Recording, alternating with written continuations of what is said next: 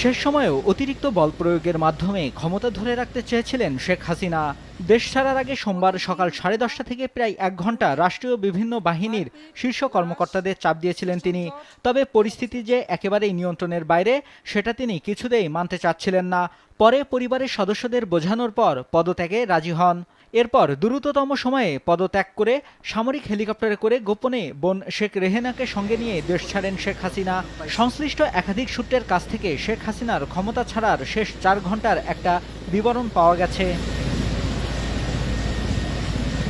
জানা গেছে, দলীয় অস্ত্রধারী কর্মীদের নামিয়ে 4 আগস্ট দিনভর সারা দেশে ব্যাপক সংঘাত ও প্রাণহানি ঘটানোর পরও ছাত্র জনতার আন্দোলন সামাল দিতে পারেনি শেখ হাসিনা। যদিও পরিস্থিতি উপলব্ধি করতে পেরে ওই দিন রাতেই শেখ হাসিনাকে তার একজন উপদেষ্টা সহ কয়েকজন নেতা বোঝানোর চেষ্টা করেন। তারা সেনাবাহিনীর কাছে ক্ষমতা হস্তান্তরের পরামর্শ দেন বলেও জানা গেছে। তবে শেখ হাসিনা তা মানতে চাননি, বরং সোমবার থেকে কারফিউ আরও কড়াকড় করতে বলেন। ভোর থেকে কারফিউ কড়াকড়ি করার উদ্যোগ নেওয়া হলেও সকাল 9টার পর থেকে বিভিন্ন স্থানে আন্দোলনকারীরা কারফিউ ভেঙে নামতে শুরু করেন। 10টা নাগাদ ঢাকার বিভিন্ন স্থানে জমায়েত বড় হতে থাকে। বিভিন্ন বাহিনীর উচ্চ পর্যায়ের একাধিক সূত্র থেকে জানা গেছে, সকাল 10:30টার দিকে 3 বাহিনীর প্রধান ও পুলিশের মহাপরিদর্শককে গণভবনে ডাকা হয়।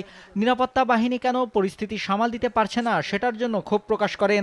আন্দোলনকারীরা আইনশৃঙ্খলা রক্ষাকারী বাহিনীর সাজোয়া যানে উঠে লাল রং দিচ্ছেন, সামরিক যানে পর্যন্ত উঠে পড়ছেন, এরপরেও কেন তারা কঠোর হচ্ছেন না সেটি নিয়েও ক্ষোভ প্রকাশ করেন। এছাড়া বিশ্বাস করে এই কর্মকর্তাদের শীর্ষ পদে বসিয়েছেন সেটাও তিনি উল্লেখ করেন। এই সময় বাংলাদেশকে আমরা আরেকটা ধাপে উন্নত। এক পর্যায়ে শেখ হাসিনা আইজিপিকে দেখিয়ে বলেন, পুলিশ তো ভালো করছে। তখন আইজিপি জানান, পরিস্থিতি যে পর্যায়ে গেছে তাতে পুলিশের পক্ষে আর বেশি সময় এরকম কঠোর অবস্থান ধরে রাখা সম্ভব নয়। ওই সময় শীর্ষ কর্মকর্তাদের পক্ষ থেকে বোঝানোর চেষ্টা করা হয় বল প্রয়োগ করে এই পরিস্থিতি সামাল দেওয়া যাবে না, কিন্তু শেখ হাসিনা সেটা মানতে চাচ্ছিলেন না। তখন কর্মকর্তারা শেখ রেহেনার সঙ্গে আর এক কক্ষে আলোচনা করেন। তাকে পরিস্থিতি জানিয়ে শেখ হাসিনাকে বোঝানোর অনুরোধ করেন। শেখ রেহেনা এরপর বড় বোন শেখ হাসিনার সঙ্গে আলোচনা করেন, কিন্তু তিনি ক্ষমতা ধরে রাখতে অনড় থাকেন। এক পর্যায়ে বিদেশে থাকা সজীব অজের জয়ের সঙ্গে ফোনে কথা বলেন একজন শীর্ষ কর্মকর্তা। এরপর জয় তার মায়ের সঙ্গে কথা বলেন। তারপর শেখ হাসিনা পদত্যাগে রাজি হন। তিনি তখন একটা ভাষণ রেকর্ড করতে চান জাতির উদ্দেশ্যে প্রচারের জন্য। ততক্ষণে গোয়েন্দা তথ্য আসে যে বিপুল সংখ্যক ছাত্র জনতা শাহবাগ ও উত্তরা থেকে গণভবন অভিমুখে রওনা হয়েছে। দূরত্ব বিবেচনায় ৪৫ মিনিটের মধ্যে শাহবাগ থেকে গণভবনে আন্দোলনকারীরা চলে আসতে পারে বলে অনুমান করা হয়। ভাষণ রেকর্ড করতে দিলে গণভবন থেকে বের হওয়ার সময় নাও পাওয়া যেতে পারে। এই বিবেচনায় শেখ হাসিনাকে ভাষণ রেকর্ডের সময় না দিয়ে ৪৫ মিনিট সময় বেঁধে দেওয়া হয়। এরপর ছোট বোন রেহেনাকে নিয়ে তেজগাঁওয়ের পুরনো বিমানবন্দরের হেলিপ্যাডে আসেন শেখ হাসিনা। সেখানে তাদের কয়েকটি লাগেজ ওঠানো হয়। এরপর তারা বঙ্গভবনে যান।